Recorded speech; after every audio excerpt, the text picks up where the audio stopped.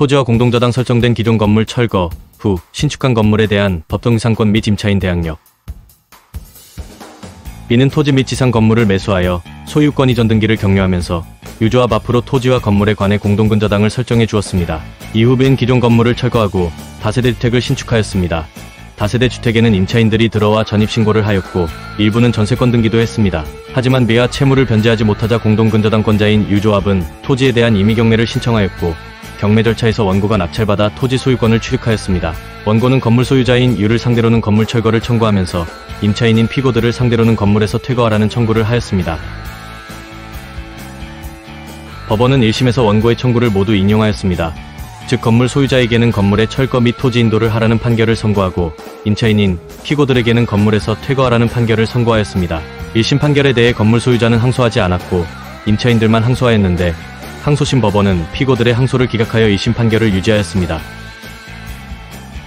피고들은 신축 건물의 법정지상권이 성립되어 철거의 대상이 되지 않고 신축 건물 등 피고들 점유 부분에 관하여 피고들이 대항력 있는 임차권을 보유하고 있는 이상 건물에서 퇴거할 의무가 없다고 주장했습니다. 이에 대해 항소심은 동일인의 소유에 속하는 토지 및 그 지상 건물에 관하여 공동저당권이 설정된 후 그 지상 건물이 철거되고 새로 건물이 신축된 경우에 그 신축 건물의 소유자가 토지의 소유자와 동일하고 토지의 저당권자에게 신축 건물에 관하여 토지의 저당권과 동일한 순위의 공동저당권을 설정해주는 등 특별한 사정이 없는 한 저당물의 경매로 인하여 토지와 그 신축 건물이 다른 소유자에 속하게 되더라도 그 신축 건물을 위한 법정지상권은 성립하지 않는다고 하면서 이러한 범위는 집합 건물의 전부 또는 일부 전유 부분과 그 대지 지분에 관하여 공동저당권이 설정된 후 그 지상 집합 건물이 철거되고 새로운 집합 건물이 신축된 경우에도 마찬가지로 보아야 한다는 이유로 이 사건의 신축 건물의 법정지상권이 성립되지 않는다고 판시하였습니다.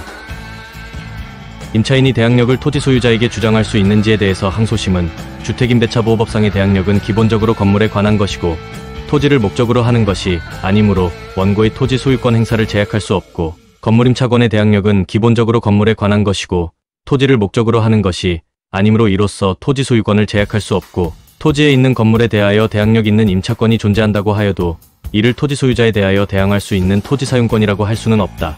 바꾸어 말하면 건물에 관한 임차권이 대항력을 갖춘 후에 그 대지의 소유권을 취득한 사람은 민법 제622조 제1항이나 주택임대차보호법 제3조 제1항 등에서 그 임차권의 대항을 받는 것으로 정하여진 제3자에 해당한다고 할 수 없다고 하면서 이 사건에서 피고들이 위와 같이 신축 건물에 대하여 대항력 있는 임차권자라 하더라도